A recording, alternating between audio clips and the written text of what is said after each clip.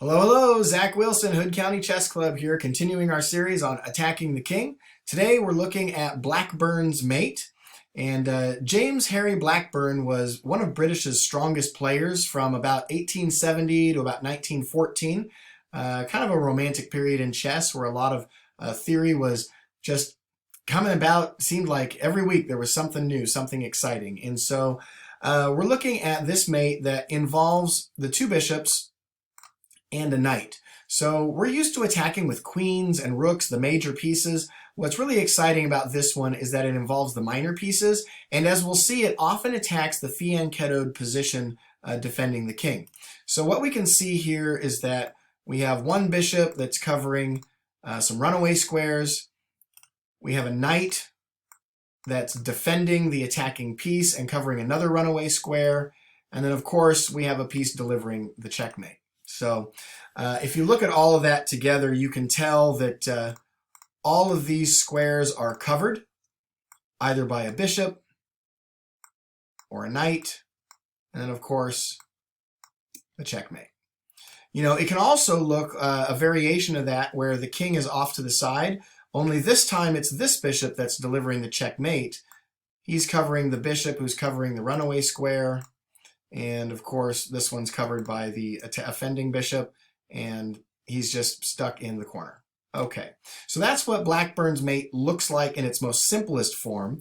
Let's take a look at a position here, put some pawns on the board. You can see this is called the fianchetto'd position of the pawns. Usually, black would have a bishop standing here defending his dark squared weakness. Notice these dark squares are weak. Nothing is defending them, and so that gives us an opportunity, for instance, with these pieces here, to enter the position. There's a breach in black's position, and we want to take advantage of that. The other thing to recognize is that this knight on g5 is a common theme when attacking the king because it is attacking two of the three squares in front of the king, and if we could land a queen in there, that would be great. So, of course, our first move in this position would be to threaten a checkmate. So here comes our queen. We're threatening to combine with this knight on the f7 square for a checkmate with the queen. Black has got to respond or lose the game. So black does what I think any of us would do, which is simply move a pawn forward. This is what we're looking for. We're looking for the h-pawn to move in a fianchetto'd position, and we want to have our bishops staring down the long diagonal and, of course, at the key f7 square. And the easiest is that the knight is on g5. I think everyone knows that the knight begins on g1. His first natural move in almost every opening is knight to f3, which puts him only one move away from the critical square attacking f7. So we can see from the start of the game where this knight wants to go. Not hard to get there. Well, once this happens, Blackburne's mate demands a sacrifice. So gather up your virgins, throw them into the volcano, and let's see what happens. So we sacrifice our queen to simply move the pawn, giving our bishop access. Game over. Let's look at that again. In slow motion. You sacrifice the queen. Just kidding. Which of course is going to pull this pawn out of the way of this bishop. Because if he doesn't capture the queen, what's the threat? Again, we have checkmate protected by this knight. So he has to take it. And there we go. All right. So sacrificing the queen seems to be an important theme, or sacrificing anything. It could be a rook, it could be a pawn.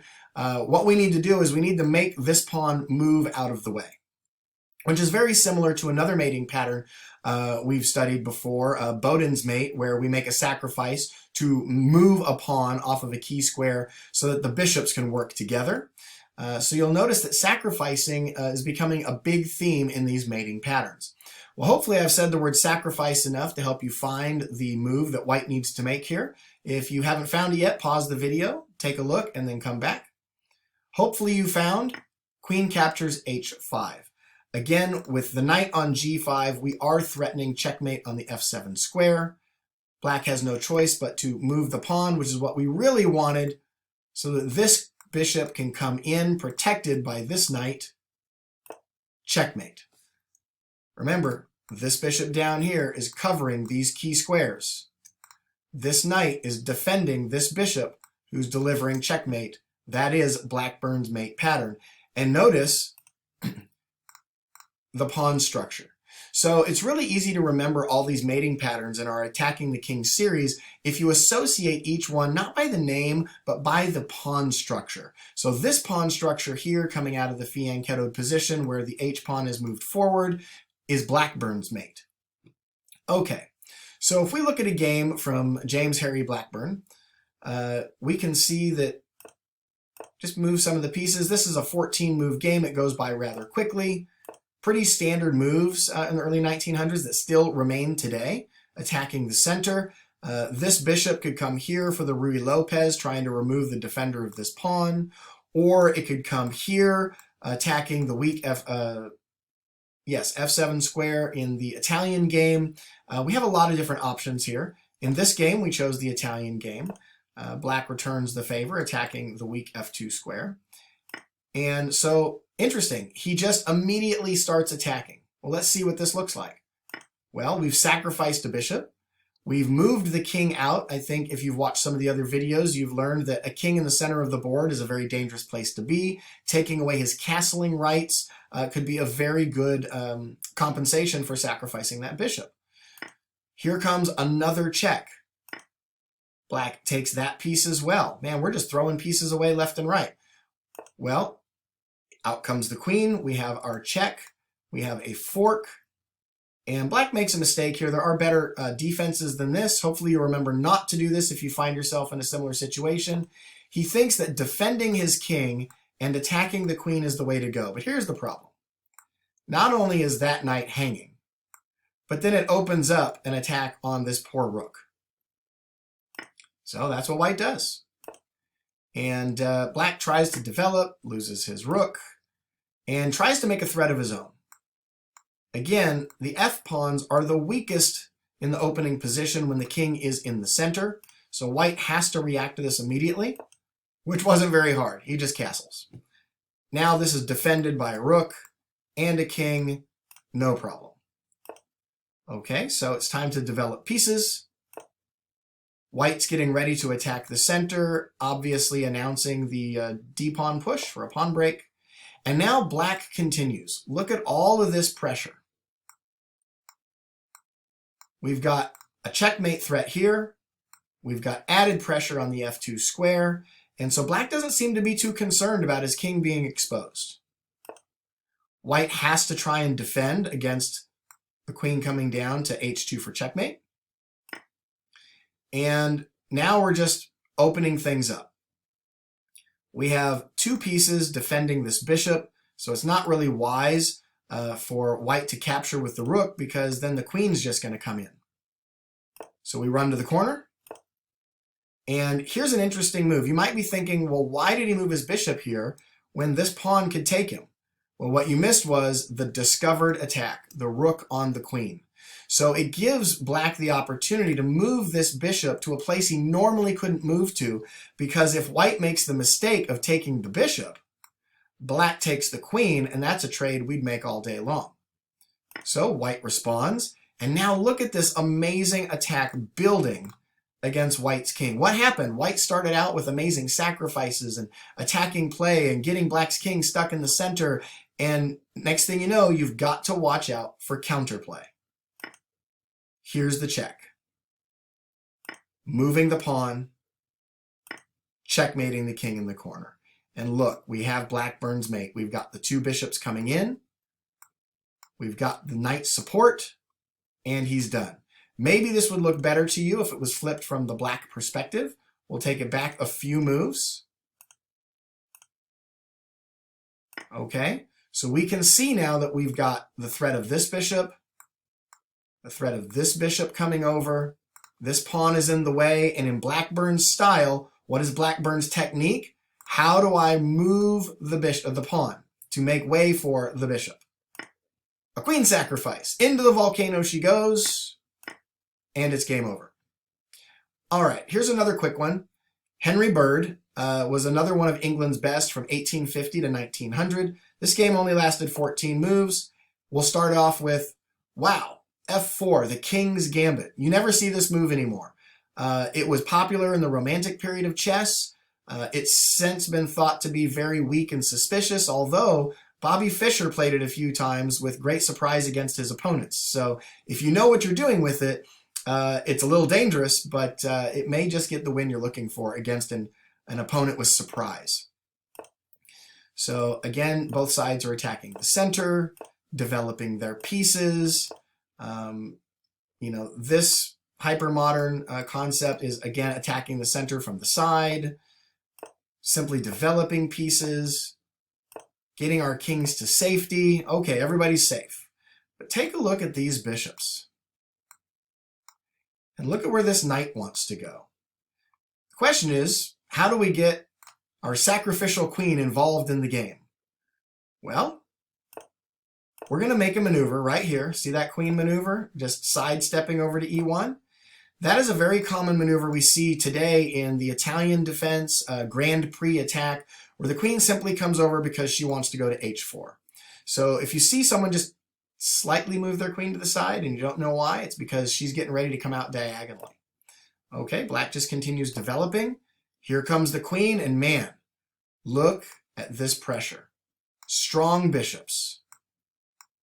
The threat of the queen, the threat of the knight. And at the moment, hopefully you can see right now that this queen covering the f7 square and this bishop coming in, the only thing defending that checkmate is black's knight on f6. If we can eject that knight, we've got checkmate coming. So he sort of blocks the bishop's access, but all he's really done is created a fianchetto'd position. But his bishop, look at this bishop, it's misplaced. It wants to be over here protecting these weak dark squares. So now we have a fianchetto'd position with our bishop totally in the wrong place. In comes the knight, and renewing this threat, we're only really trying to figure out how we're going to get rid of him. Oh, I don't know. Could it be bishop takes knight and then checkmate? Okay, so black sees this and simply moves the h-pawn out. Now we can see Blackburne's pawn structure, the fianchetto'd with the pawn having come forward, and we can see that wanting to take this with the queen looks very tempting, except we got a problem. We still have this knight on f6. So we need to bring more pressure. What would you do? Pause the video here and ask, how could you bring more pressure to this situation? Our pieces are all ready in all their perfect places. We need help. What could we do? Some of you might have said, well, what about lifting this rook and bringing the rook out to one of these squares? And that's not a bad idea. It's just too slow. Instead, attack with the pawn. Your king's not in any danger here. We can use this pawn. It's okay to pawn storm in front of your king. Now we've got extra pressure here, and black makes a huge mistake. He takes the pawn.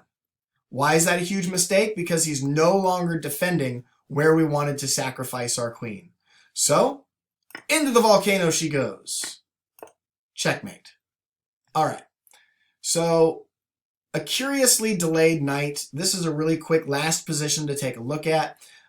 We notice that the knight loves to come out to his starting square, hop over to g5, and wreak some havoc. But we're going to see that this knight comes in late. Typical opening moves, attacking the center. By the way, if you study the Italian game, you know that black should capture this pawn, but he fails to make that move, so we start to open the center. He takes the free pawn, or what looks like free. Okay. Well, we just bring out our queen, and I don't know if you see this or not, but that's checkmate waiting to happen. So black better respond very, very quickly. We're on move 7, and we're already making threats of checkmate. So, okay, checks our king. We can't capture, defended by the knight. So he's ruined our ability to castle properly. Okay, he did something, and he got castled, nullifying our threat. So we take the knight. He retreats his bishop. And why not? Why not? Let's just go ahead and make yet another threat of queen capturing on f7 for checkmate. Man, we're just making threat after threat. So move 7, we threaten checkmate. Move 10, we're threatening checkmate. And here's that fianchetto'd position with the misplaced bishop. Nobody is here defending these weak dark squares. What can we do about that? Start thinking Blackburne's mate. So we bring in the bishop. making a threat against the queen. They have to respond, and oh my goodness. Bishop defended by pawn in the center. We are totally controlling this weakness. Had black had his bishop where it needed to be for a fianchetto'd position, he would not have this problem. So we seized the opportunity to lay claim to his weak dark squares in the fianchetto'd position. All right, he threatens our queen, but that's kind of a nonsense move, because let's take a look at this. Once this bishop is here, what's he really doing? He's defending this square. And what does our queen want to do? 1, 2, 3 moves to checkmate. Hopefully you see the threat. It's 3 moves to checkmate. Black should be very, very concerned about this. So what does black do? Threatens our queen to help us move where we wanted to go anyways. I mean, sure, it opens up this bishop, but it doesn't seem to be very helpful.